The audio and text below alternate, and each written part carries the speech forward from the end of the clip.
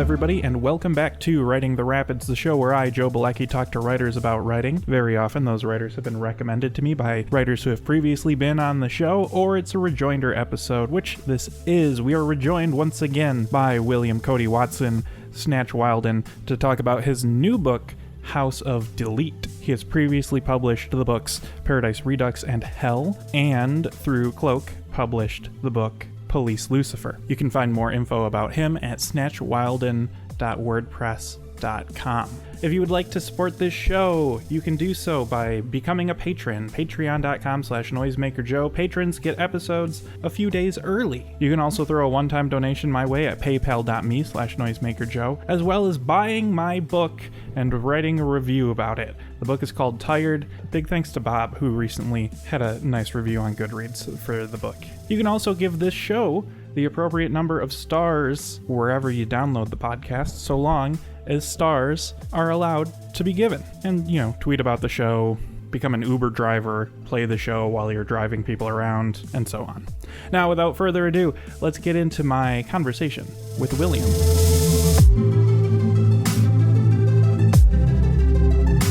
I don't remember if we talked about it with Paradise Redux, but it was more prominent there than in House of Delete.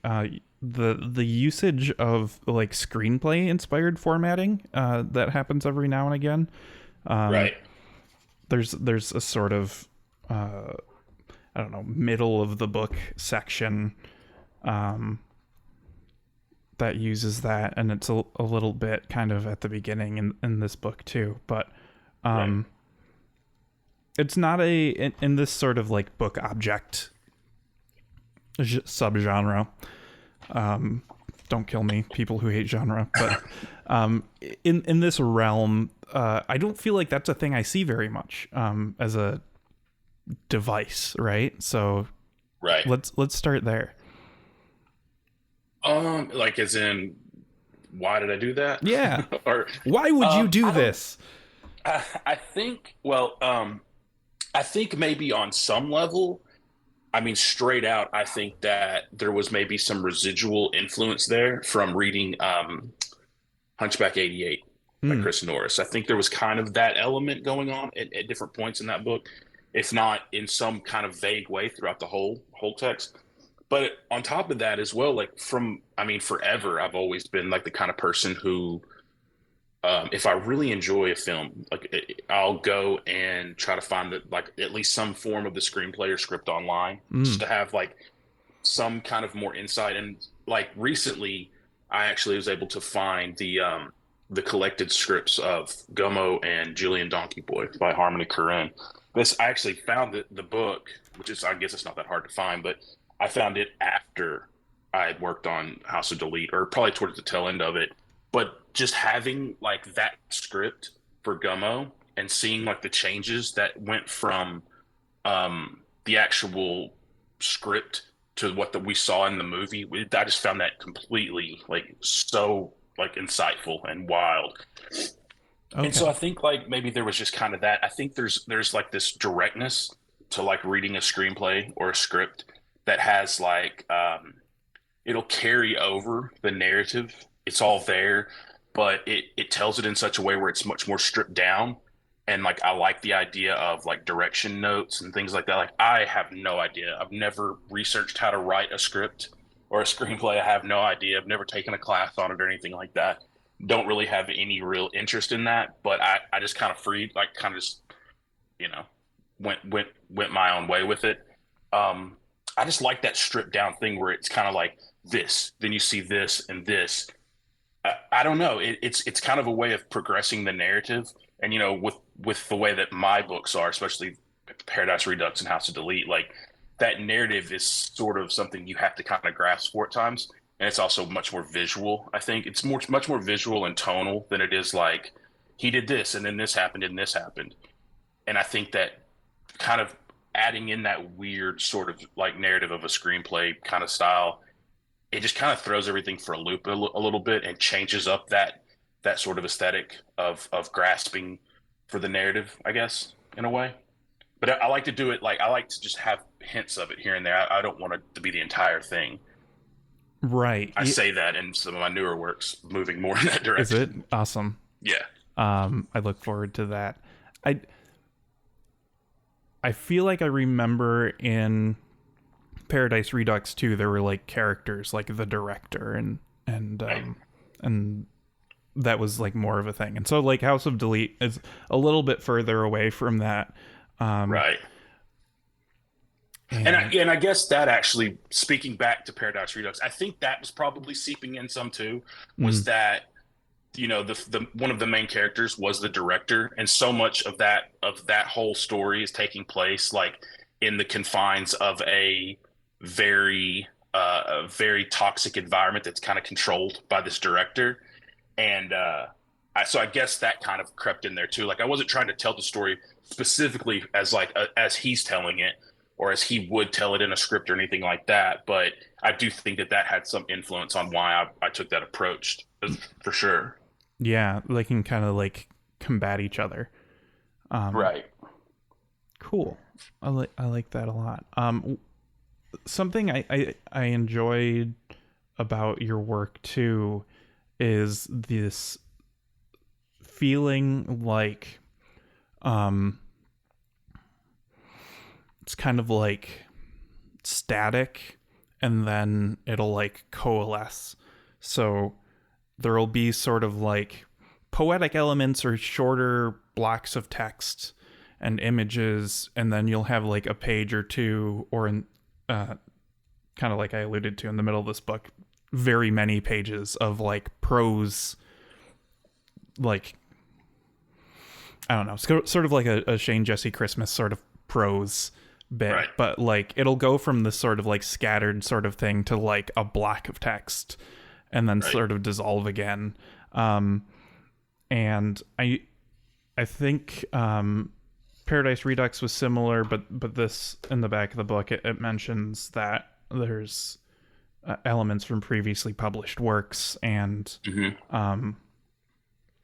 so like I guess I don't really know if you're thinking sort of in that like this ebbing and flowing of density when you're constructing the book, but it is a thing I noticed. Yeah, absolutely. Like that's kind of like whenever I think I may have mentioned this the last time we spoke, but like in a way, every single thing that I write, every book that I create, every project, whether it's, you know, a little short manuscript thing all the way up to, you know, one of these 500-page clunker things, it's all kind of the same story. And what I mean by that is I'm not just like retelling the same story, but it's like almost like this universe. And I Yeah. don't mean that in like a comic book sense or anything, but it's like this kind of swirling nebula of different characters kind of coming in and out. And so yeah, like when I say that in House of Delete, that there's like, you know, different sections of text from other projects, like I could pretty much say that in everything that I work on, because when I start a new project, I go back and I revisit my other stuff, and I straight up will tear things apart and say I'm going to reuse this and I'm going to change it, or I might not change it at all, but you know most of the time I like shred it. Mm. And I thought that, I guess when I added that in on House of Delete, I was like, you got to do this. You got to do this because you don't want to pull the wool over anybody's eyes and make them think they're getting like a totally new thing. But in reality, now that I've spent more time on it, I'm just like, it doesn't really matter, because I'm never going to give you the same thing twice, even if I reuse my own stuff, because it's all part of this kind of coagulation substance. I don't know. But yeah, with House of Delete, I talked about that, and there's straight up stuff from Paradise Redux even that comes back in House of Delete, Mm. because it's all sort of in that weird flow. Yeah, Yeah. as far as like the denseness and stuff, yeah, absolutely. That comes from just kind of wanting to throw everything together, and then finding, once I have this huge stockpile of, you know, random files and different texts that I'm looking at, I'm like, okay, now how can I arrange this into where it's like honestly, it's I kind of am really influenced in that sense by like ambient music. like Tim Hecker or Bielecki, like how there will be these like really kind of like dreamy passages for a while, and then it kind of you start to find that crescendo, or you go into this really like gnarly, almost noisy section. It's where it's chaos and stuff. Like I really look at my work in that kind of sense a lot of the time, where I want it to have these ebbs and flows, and because I feel like that's the only way to really have the truest like emotional kind of landscape.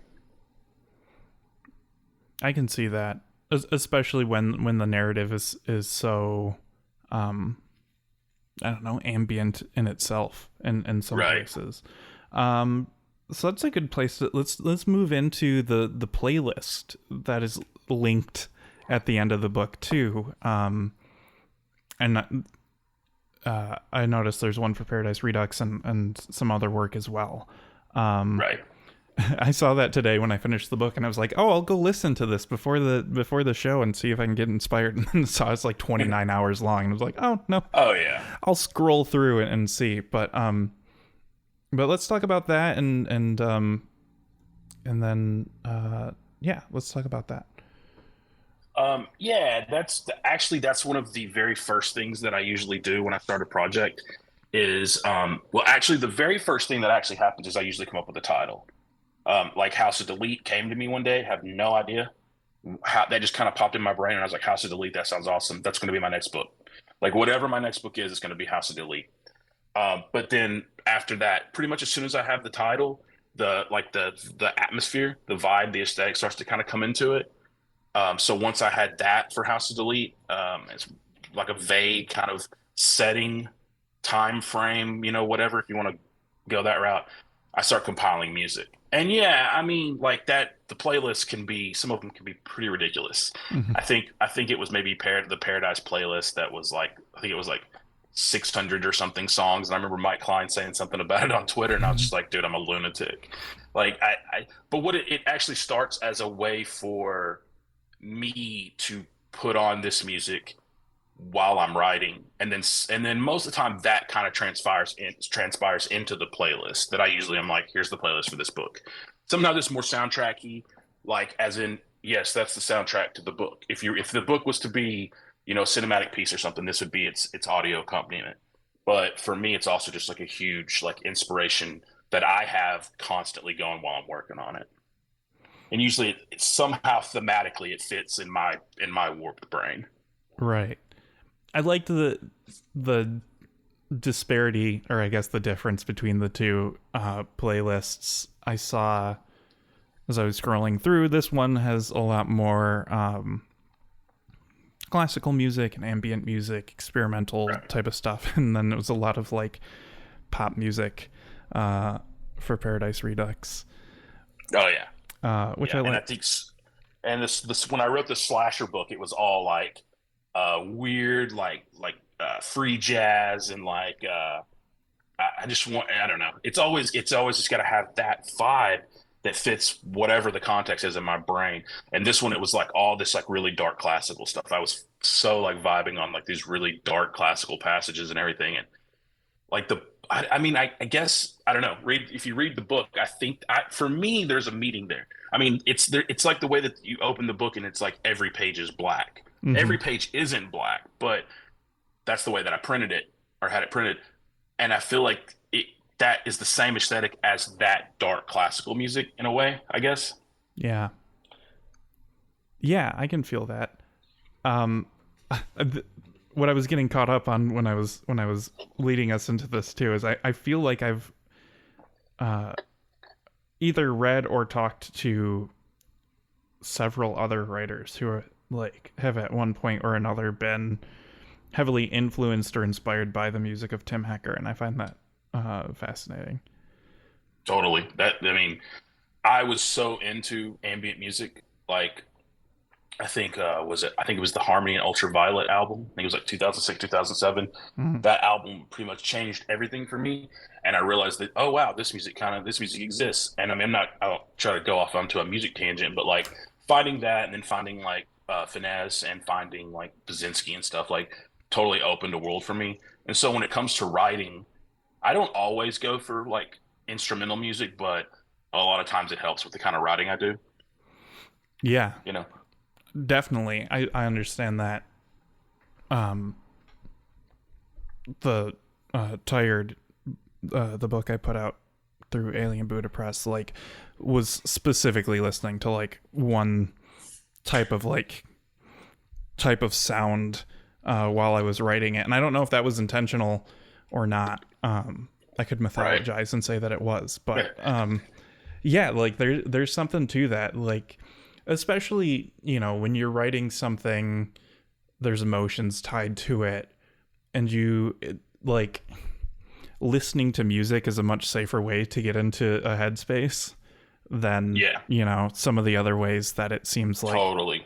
Writers do things. Like, you know, Yes. it's hard to write books if you get yourself out of commission.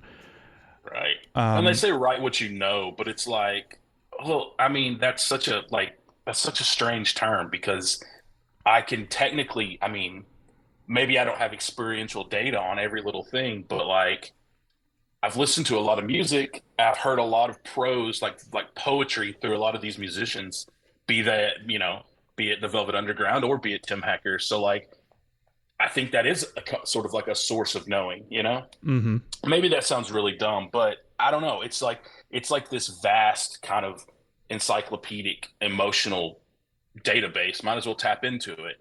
And especially like when it comes to like you said with the Paradise book, it was pop. There was a lot of pop music.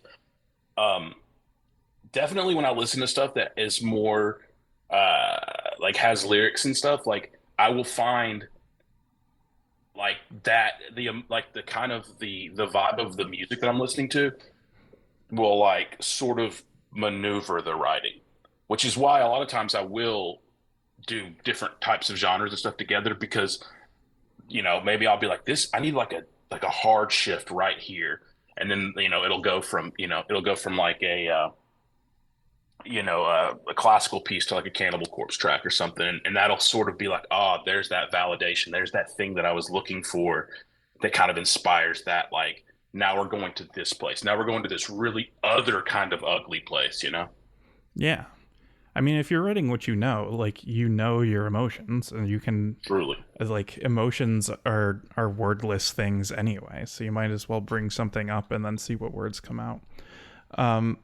While we're on the topic of inspiration, another thing that stood out to me when I got the book and I looked at the back of it, it was all normally you expect like blurbs on the back of the book, and it was all quotes from other people. And then there's stuff like that littered throughout the book. And of course, you even bring up Tan Lin's seminal Joy of Cooking. I can never remember the title offhand. I should have written it. It's a long one. If you know, you know. Right. But was that I don't know what I want to say, how I want to question you to lead into that. But so I'll just say talk about including all of those quotes and other pieces of people's writing in your book. I think that for me, I've really come to feel like that's a huge part of my I don't want to say style. I feel like that's such a weird thing to say, but like the way that I do it, whatever. I like throwing those things in there because just like you said, if you know, you know, and that's kind of like the way that it feels for me. Like I'll throw in, and it can be anything from, from something like from some obscure novel, or it can be a song lyric. And I'm like, if somebody picks up on that, awesome. A lot of times, I'll do a footnote or I'll, whatever. But at the same time, if it's like, if it's like this really kind of vibey song lyric or something, I'm going to throw that in there. I'll put it in quotations and see if anybody picks up on it. That's like a little fun thing for me. But also, it's just like going back to talking about getting inspired by listening to music. Like, so a lot of the times, like, sometimes things like that will be, especially when it's like music, like lyrical quotes or something like that, will be something that I was listening to at a specific time when I was working on that. And it's picked up some emotional, like, sort of resonance on its own because it was there. And maybe like you put in this lyric from this song that has nothing to do with this part of the book, but it's like, but for me it did. And I want you to feel that too in a strange way. Like you may not have the same connection, obviously, but you're going to see that there and it's going to make you have some connection. But like the quotes on the back, that was just me being goofy. Um, I was like, blurbs are cool. I really like blurbs, but I also think blurbs are really, really weird because we ask for them, and they're just a very strange thing for me. So I was like, I I don't really care what blurbs are on a book. I would rather read these quotes and be like, what does this have to do with anything? It doesn't. Oh, that wow, that Charles Manson book quote's very interesting. Whatever. Mm-hmm. He quoted the Toxic Waltz by Exodus. Like to me, that was just me having fun. But including it in the text, I mean, I'm doing that constantly. Sometimes it's more sly, and sometimes it's I'm straight up with it. Like, here's the page number you can find that quote on. And I don't know. It's something it's supplemental, in like an academic sense, I guess, to some of the things. But then also it's just kind of like a nod. It's just like I'm nodding at the person who created the original work, and I'm also nodding at the reader, like, hey, you feeling this? You vibing on this? This is like, because in some way this had something to do with where we're both at right now. Definitely. I like that a lot as a person who makes weird connections between things. So I like to see other writers doing that, and the very sort of deliberate way, or I can't think of the word. Obvious way. That's not the word I wanted to say, but it's close enough. Like, right. I like that, to be like, no, these two things are connected. I like believe it, right? It's like those TikToks of the people who go from like rutabaga to Walt Disney World in 6 Wikipedia links. Oh yeah. I love that stuff, man. Like, I do too. I do too. Totally. And honestly, like that's a perfect example, because like that kind of stuff is exactly like right in line with what I'm trying to do with my work. Like it's that sort of where like some people can look at things like that and be like, it's so kitschy. It's like whatever, but it's like, yeah, but that's crazy. Like I mean, feel however you want to feel about it, like a Wikipedia link tree thing, but it's like that's the synchronicity and things of reality is pretty wild. And I don't know, I find that in the work, something as so like menial as that is like a huge part of it for me. I'm glad you brought that up, because that's spot on, like exactly like the kind of connection that I've got going on. Awesome. So I think that maybe kind of informs the answer to one of the things that I was wondering about while I was reading the book, is that it feels so unfettered from a design perspective. Like, you use very many fonts, the art pages, which are just gorgeous. Like, so many of these pages that are I don't know, just art, are like unique to the point where I feel like they stand on their own, and could like hang in a gallery somewhere. Oh wow. Like sometimes I'm like, why are there so many words? Like, just show me these cool ass pictures. It's that's funny that you say that, but I'll touch on that in a moment. But we can keep going with this really quick. Yeah, so there's a lot stylistically going on, and then I also saw, this may or may not be super connected, but this is how we're doing things anyway today.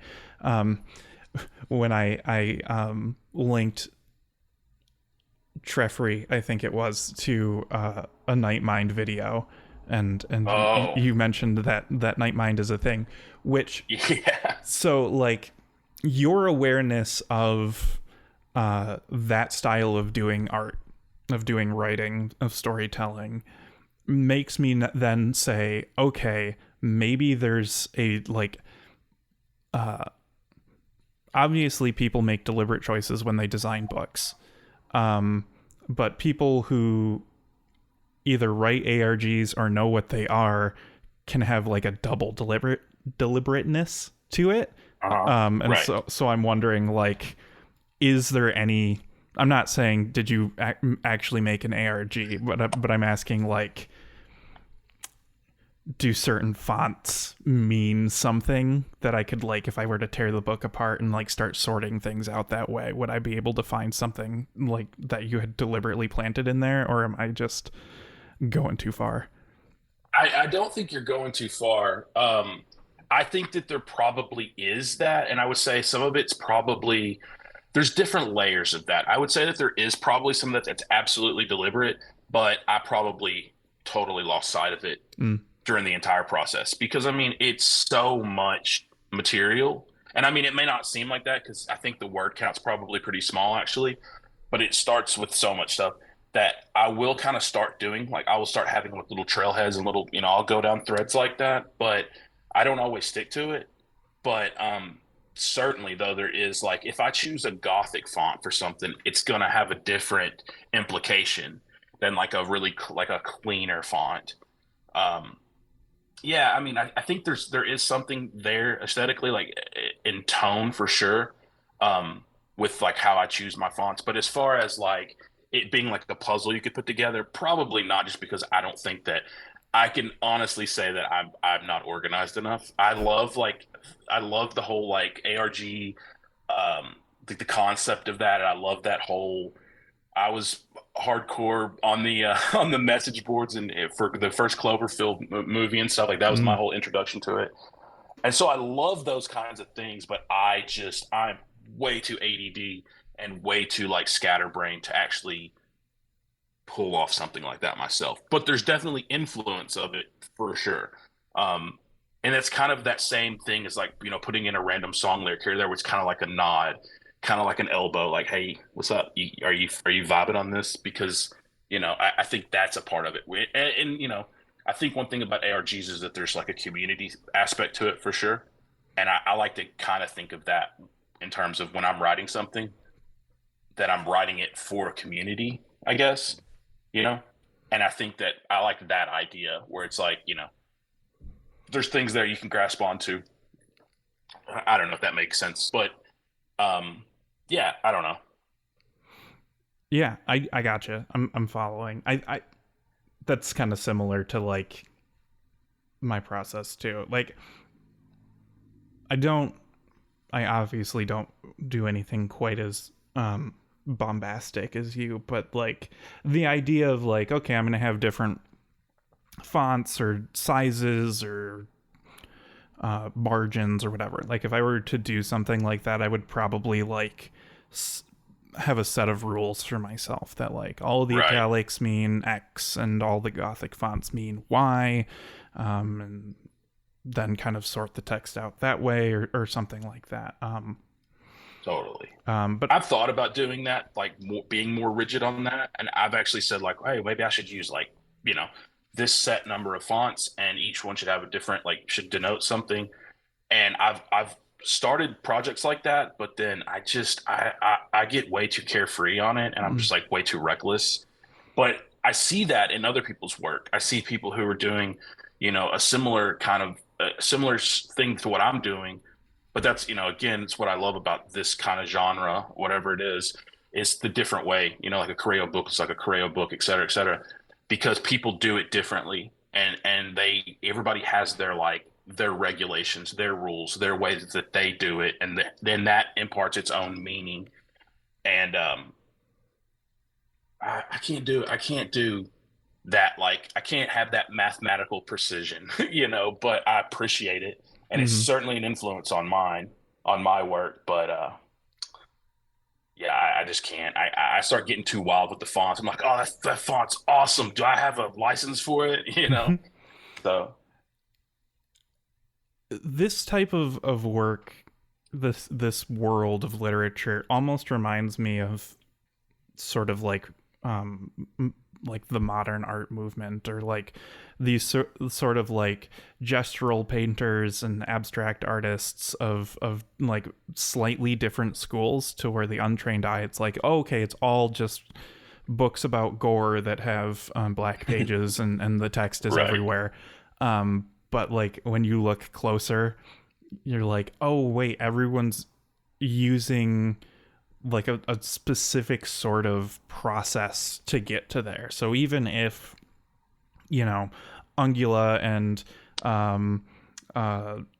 Logan Berry's book, whose title escapes me, and like your book kind of all look the same in air quotes, like everybody's doing something wildly different to get to a similarly looking end goal, which makes it fun to talk about and also hard to talk about, right? Because it's not like Totally. we're following a school, you know, it's not like everybody's doing a sort of like Bauhaus school with just like their own variations, but it's like, no, everybody's kind of inspired by the same thing, but going at it different ways, because there's not really an MFA pumping out stuff like this, Right. you know? Totally. I totally agree with that. And it's interesting because, like, you know, I remember when I got Logan's book, the Crystal Lake book. There it is. You know, it's like it's the Friday the 13th Jason, you know, motif, but that's so just a part of it. That's so just like a shred of it. But therein you have that. Okay, this book is sort of it's got this homage to sort of, you know, those films. And then I remember Josiah Morgan's book, The Texas Chainsaw Massacre, came out right around that time too. Texas Chainsaw Massacre, huge, one of my favorite films of all time. Got the book, love the book, but it's like that's only just a part of it, you know. And I feel like that's so. But if you see these books on like on a bookshelf, you're gonna be like, oh, you got some books about the horror movies, and it's like, yeah, but like, man, open those up and see. You know, it's insane what people are like using. Like we're all using these influences, but then we're like filtering through them through our personal experiences, our you know, just, you know, ourselves, and it comes out into this like it's such a cool thing to look at and see like the similarities, but then also like the great vast disparities between everybody's work. I don't know. I just love that.